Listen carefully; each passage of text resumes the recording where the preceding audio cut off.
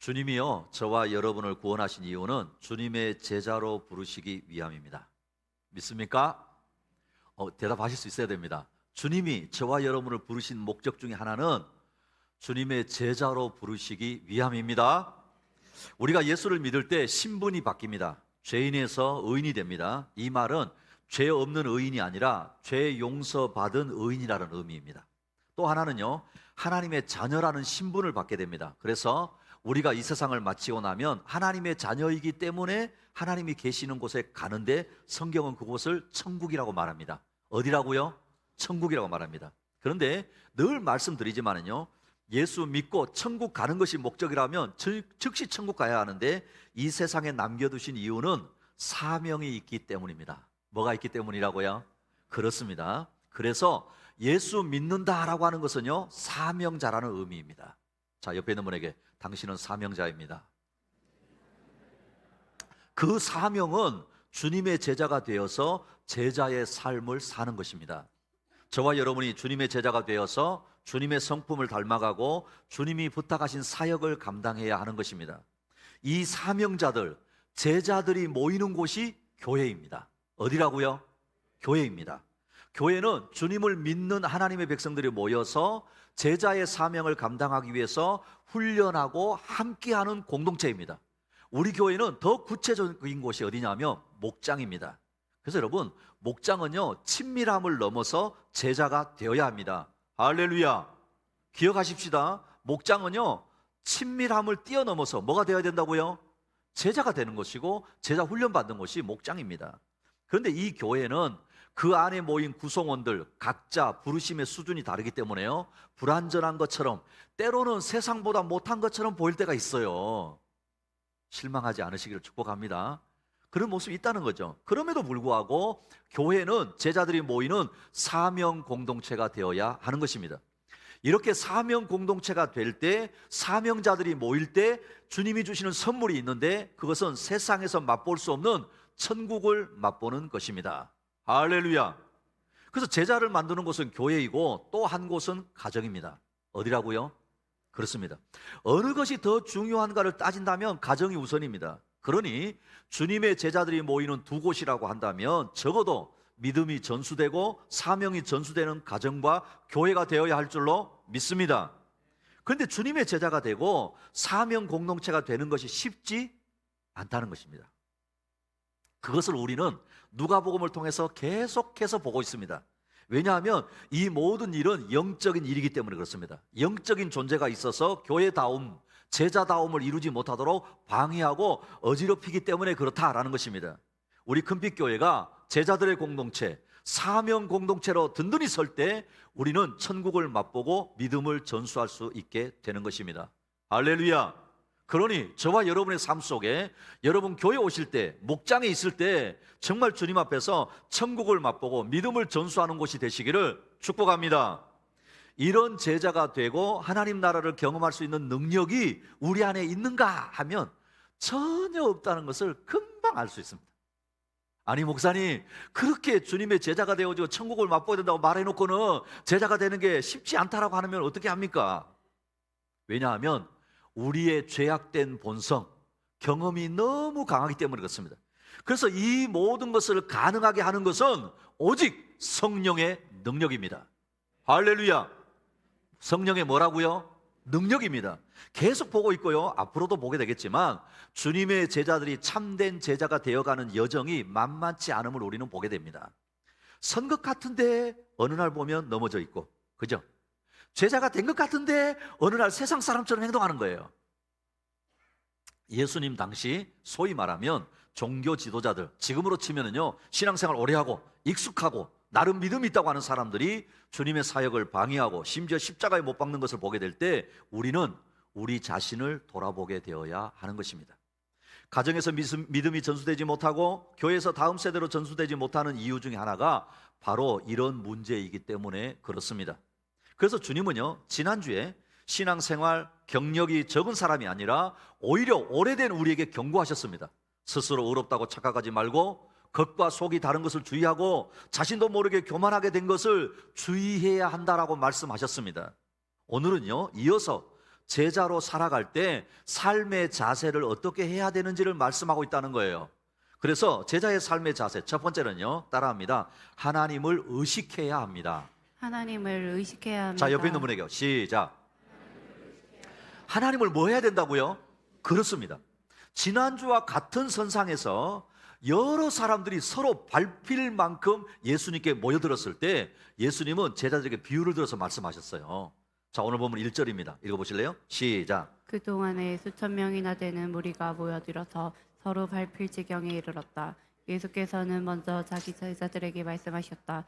너희는 바리새파 사람의 누룩 곧 위선을 경계하여라.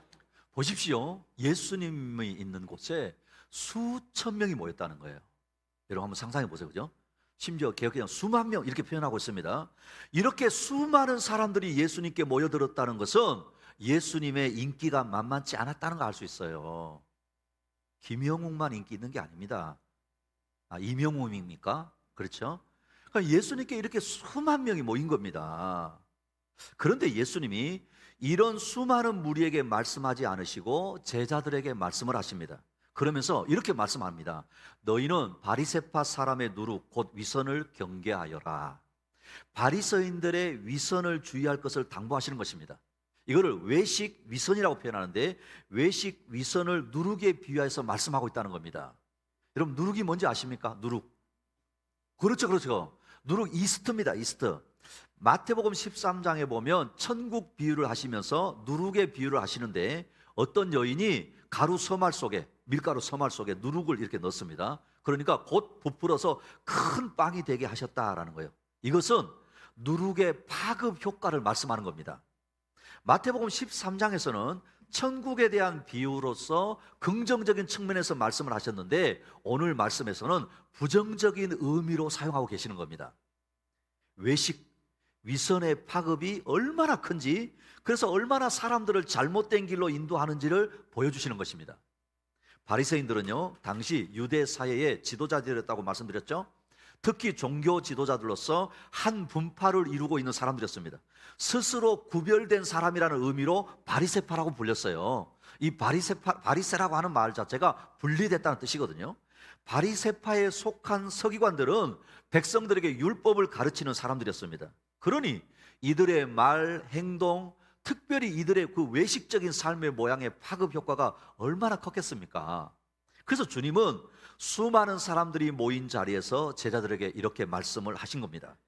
지금 제자들이요, 예수님께 모여든 수많은 사람들을 보면서 착각할 수 있기 때문에 그런 겁니다. 그렇지 않겠어요? 그죠? 지금 예수님께 수만 명이 모였는데 제자들도 그 안에 있잖아요. 그럼 이걸 보면서 착각할 수 있는 겁니다. 마치 자신들이 인기가 있고 영향력이 있다고 착각할 수 있는 것입니다. 이런 착각에 빠지면 위선이라는 함정에 빠질 수 있습니다. 왜냐하면 우리 안에 감출 수 없는 부패한 본성이 있기 때문에 그렇습니다. 사랑하는 우리 금비계 지체 여러분, 사실 저와 여러분 별로 유명하지 않으니까 그런 거 없잖아요. 그죠? 근데 어느 날 이쪽 뽕이 딱 올라가기 시작하면요, 의식하게 되어지고 위선에 빠지게 된다는 겁니다. 그런데 이런 부패한 본성은 아무리 감추려고 해도 언젠가는 밝히 드러나게 된다는 거예요. 자, 오늘 본문 2절, 3절, 제가 한 절, 여러분 한 절. 가려놓은 것이라고 해도 벗겨지지 않을 것이 없고 숨겨놓은 것이라고 해도 알려지지 않을 것이 없다. 그러므로 너희가 어두운 데서 말할 것들을 사람들이 밝은 데서 들을 것이고 너희가 골방에서 귀에 대고 속삭인 그것을 사람들이 지붕 위에서 선포할 것이다. 모든 것이 드러난다는 거예요. 사실 여러분 세상에 비밀이 있나요? 세상에 비밀이 있나요? 비밀이 없다는 거 아실 거예요. 그러니 우리의 모든 말과 행동, 몸가짐을 조심해야 한다라는 것입니다. 특히 지도자의 위치는 더욱더 그렇습니다. 그렇죠? 왜냐하면 그 한마디 행동의 파급력이 있기 때문에 그런 것입니다. 교회에서 영적 리더자들은 말할 필요도 없습니다. 또한 우리 교회는요, 목장에서 목자들이요, 교회 학교에서는 교사들입니다. 누군가 앞에 서서 인도하고 가르치는 것은 마치 누룩과 같이 번져가게 하기 때문에 그런 것입니다. 그러니 내가 선한 역할의 누룩인지 악한 역할의 누룩인지를 늘 점검해야 하는 것입니다. 그러면 어떻게 하면 이런 위선의 누룩이 되지 않을까요? 자, 오늘 역시 본문입니다. 자, 4절, 5절, 제가 한 절, 여러분 한 절. 내 친구인 너에게 내가 말한다. 육신은 죽여도 그 다음에는 그 이상 아무것도 할 수 없는 자들을 두려워하지 말아라. 너희가 누구를 두려워해야 할지를 내가 보여주겠다. 죽인 다음에 지옥에 던질 권세를 가지신 분을 두려워하여라. 그렇다 내가 너희에게 말한다. 그분을 두려워하여라. 자 보십시오. 예수님이 그 위선의 누룩을 우리가 조심해야 되는데 어떻게 조심해야 되는가? 내 친구인 너희에게 내가 말한다. 육신은 죽여도 그 다음에 그 이상 아무것도 할 수 없는 자들을 두려워하지 말아라. 너희가 누구를 두려워해야 할지를 내가 보여주겠다. 죽인 다음에 지옥에 던질 권세를 가지신 분을 두려워하여라. 그렇다 내가 너희에게 말한다. 그분을 두려워하여라. 이 말씀은 한마디로 하나님을 두려워하라는 거예요. 누구를 두려워하라고요? 그렇습니다. 왜 위선적인 말과 행동을 합니까? 그것은 사람들의 인기와 주목을 의식하기 때문에 그렇습니다. 그런데 진정으로 우리가 의식해야 되는 것은 세상도 아니고 사람도 아니고 하나님이라고 말씀하십니다. 할렐루야. 모든 상황, 모든 환경에서 하나님을 의식하라는 거예요. 하나님을 두려워하라는 겁니다. 사랑하는 우리 금기교회 지체 여러분, 제자의 삶을 살기 원하십니까? 그러면 항상 하나님을 의식하며 살 수 있기를 축복합니다. 진심으로 축복합니다. 제자의 삶 두 번째는요, 따라합니다. 하나님을 신뢰해야 합니다. 하나님을 신뢰해야 합니다. 자, 옆에 있는 분에게 시작.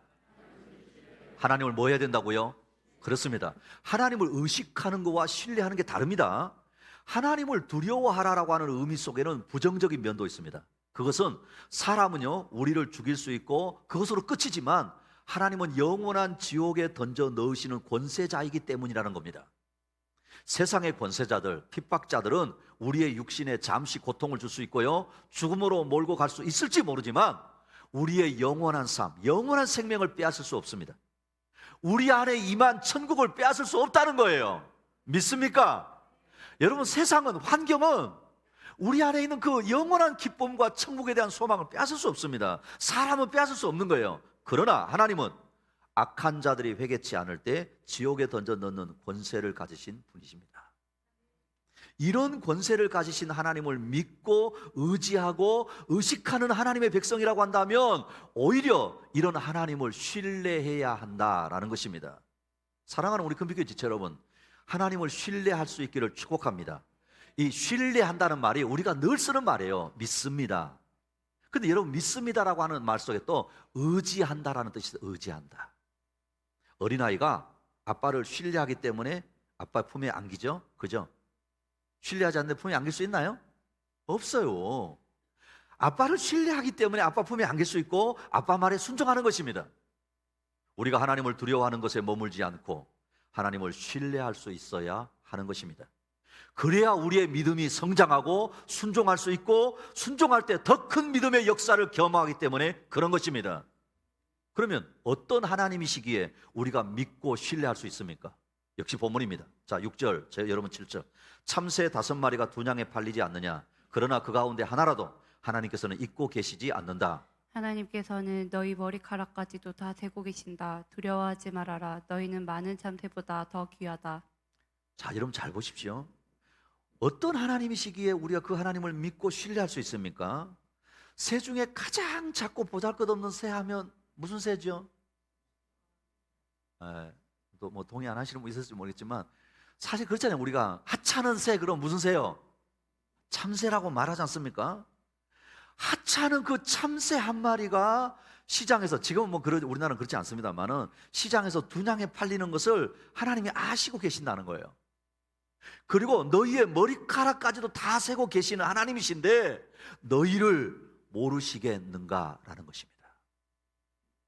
사랑하는 우리 금빛교회 지체 여러분, 하나님이 저와 여러분의 모든 상황, 모든 처지, 환경을 알고 계십니다. 할렐루야. 아유, 하나님 어떻게 나를 아셔? 그럼 이 말씀을 안 믿는 겁니다. 특히 지금 주님은요, 앞으로 제자들이 제자로 살아갈 때 이들에게 닥칠 환난과 핍박을 염두에 두고 하시는 말씀입니다. 왜냐하면 곧 이어서 이 말씀을 하기 때문에 그런 것입니다. 앞으로 너희들이 나를 믿고 의지하고 제자의 삶을 살아갈 때 나 때문에 너희에게 고난이 닥치고 핍박이 닥칠 때, 심지어 순교의 위험에 처할 때 참새 한 마리 너희 머리카락까지도 세고 계시는 하나님의 보호하심과 그분의 주권을 믿고 신뢰하고 흔들리지 말라는 것입니다. 지금은요, 초대교회와 같은 상황은 아닐지라도 우리에게는 이런 영적인 고난과 핍박이 있다는 것도 여러분 아셔야 합니다. 주님의 제자는 빛 안에 거하는 자들이기 때문에 어두움을 폭로해야 할 때가 있습니다. 그런데요, 어두움이 드러날 때 저항도 만만치 않다는 걸 여러분 아십니까? 주님이 고난을 받으셨듯이 빛의 자녀들이, 제자들도 생명의 위협을 받을 것이기 때문에 그렇습니다. 모든 사람들이 적당히 타협하며 살라고 할 때 말씀을 붙들고 순종하며 가는 길은 쉬운 길이 아니라는 거예요. 우리 청년들 가운데 학교에서 내가 크리스찬이라고 하는 정체성을 드러내고 사는 거 만만치 않거든요. 직장에서, 그렇죠? 내가 크리스찬이기 때문에 나는 그 일에 가담할 수 없습니다. 만만치 않습니다. 심지어 교회에서도 왕따가 될 수 있습니다. 그런데 주님은 이런 상황에서 하나님의 보호와 주권을 신뢰하라는 것입니다. 심지어 고난 속에서도 주님을 시인할 때 주님도 우리를 인정하실 것이며, 우리가 주님을 부인하면 주님도 우리를 부인하실 것이라고 말씀하십니다. 자, 오늘 8절 9절 제가 한 절 여러분 한 절. 내가 너희에게 말한다. 누구든지 사람들 앞에서 나를 시인하면 인자도 하나님의 천사들 앞에서 그 사람을 시인할 것이다. 그러나 사람들 앞에서 나를 부인하는 사람은 하나님의 천사들 앞에서 부인당할 것이다. 여러분, 이게 무슨 말씀입니까? 너희들이 하나님의 주권을 신뢰하고 믿음 가운데 거한데 때로는 고난이 있고 역경이 있지만 너희가 이 땅에서 하는 것이 하나님 나라에서도 인정하신다라는 거예요. 땅의 법정과 하늘의 법정이 먼 것이 아니라 다 있다는 거예요. 저와 여러분이 이 땅에서 믿음의 행위를 하는 것이 하나님이 모르시는 것이 아니라는 거예요. 땅에서 믿음의 변질은 하늘나라의 변절이라고 말씀하십니다. 그러니 날마다 이 땅에서 나를 보호하시고 인도하시는 하나님을 신뢰하고 신앙 고백적인 삶을 살아가라고 하나님이 말씀하시는 것입니다. 사랑하는 우리 금빛교회 지체 여러분, 모든 상황에서 하나님을 신뢰하는 제자의 삶을 사시기를 축복합니다.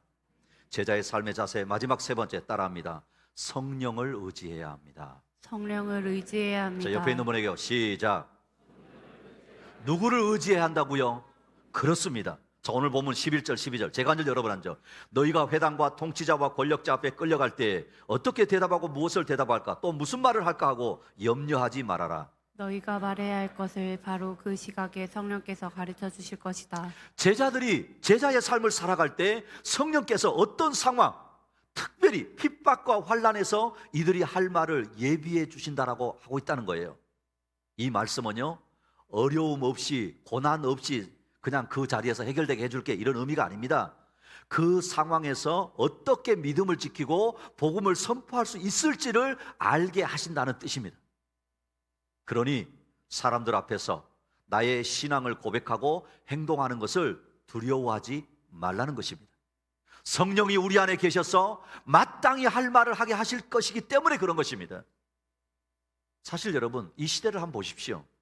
더욱 다원주의화 되어가는 시대이기 때문에 예수만이 유일한 구원의 길이요 진리라는 말씀이 편협한 주장이라고 하고 절대 진리는 없다라고 말씀하는 세상이라고 했잖아요. 앞으로 더 그럴 것입니다.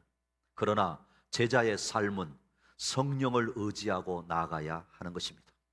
모든 염려를 이기고 담대하게 이 진리를 증거하고 선포하는 자가 될 때 성령도 우리를 도우실 것이기 때문에 그렇습니다. 지금도요, 이 진리를 위해서 복음을 들고 죽음의 사선에 있는 수많은 제자들을 주님은 붙들고 계십니다. 할렐루야. 얼마 전에요, 우리 목장에서 섬겼던 선교사님이신데 중국 같은 경우에 시진핑이 집권하고 나서 공식적으로 한국의 선교사들을 거의 대부분 축출했습니다. 제 친구 선교사님도 추방을 당하고 그 한 20년 이상을 사역했던 곳에서 나와서 지금은 우리 국내에서 사역을 하고 있습니다. 그런데 한 선교사님도 역시 거의 오랫동안 사역하고 축출을 당하셨어요. 비자를 주지 않으니까 이 선교사님은 다른 방법으로 미립국에서 이렇게 들어가셨는데 결국은 얼마 전에 돌아가셨다는 거예요.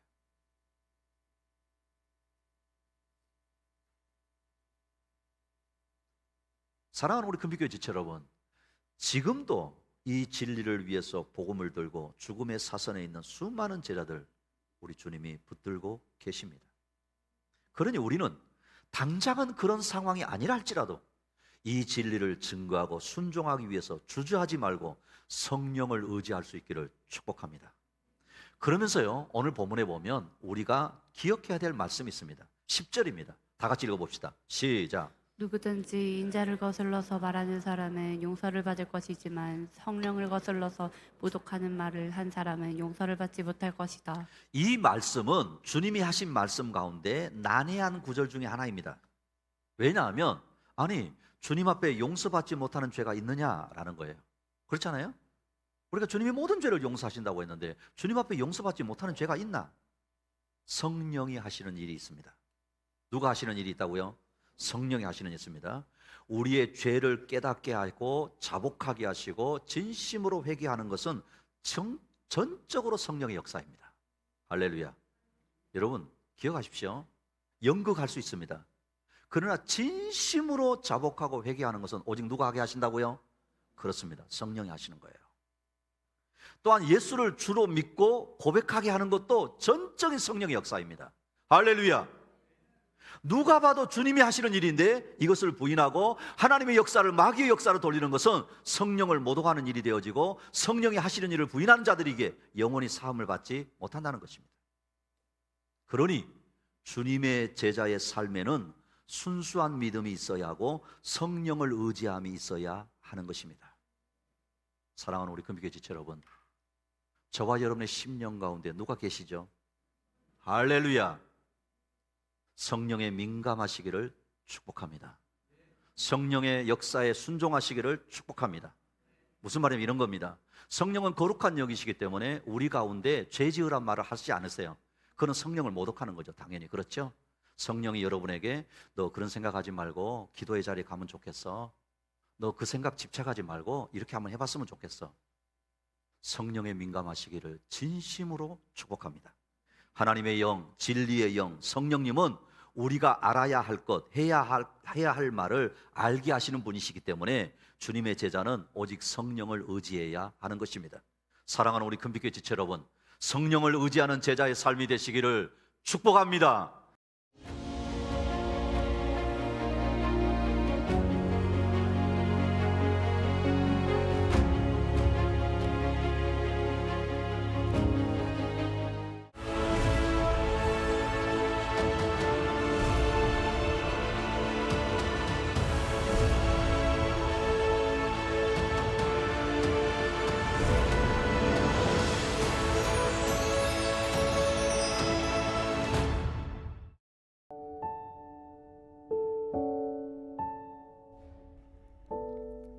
한 송이의 포도송이에는 여러 포도알이 달려 건강한 하나의 열매를 이룹니다. 성령의 열매는 여러 열매들이 함께 이루어 성도의 정체성과 건강함을 보여줍니다. 나는 포도나무요, 너희는 가지라. 그가 내 안에, 내가 그 안에 거하면 사람이 열매를 많이 맺나니. 예수님을 닮고자 하는 우리 성도들은 성령의 열매를 맺어가는 삶을 살아야 합니다. 성경에서 말씀하신 성령의 9가지 열매가 바로 예수님의 성품이기 때문입니다. 그 중에서도 우리가 맺어야 할 가장 첫 번째 열매는 사랑이라고 말씀하십니다. 성도의 삶의 최고의 가치는 사랑의 열매를 맺는 것입니다. 하나님의 사랑은 조건과 자격이 없는 사랑입니다. 그리고 한결같은 변함없는 사랑입니다. 하나님은 스스로 사랑의 열매인 예수님을 우리에게 보내주셨습니다. 그리고 예수님의 십자가를 통해 그 사랑을 아낌없이 보여주셨습니다. 성도인 우리가 하나님을 닮아가기 위해서는 우리의 삶을 통해 사랑의 열매를 맺는 것이 너무나 중요합니다. 우선 우리의 가족과 주변 이웃들에게 주님이 우리를 사랑하신 것처럼 마음과 힘을 다해 사랑하면 됩니다.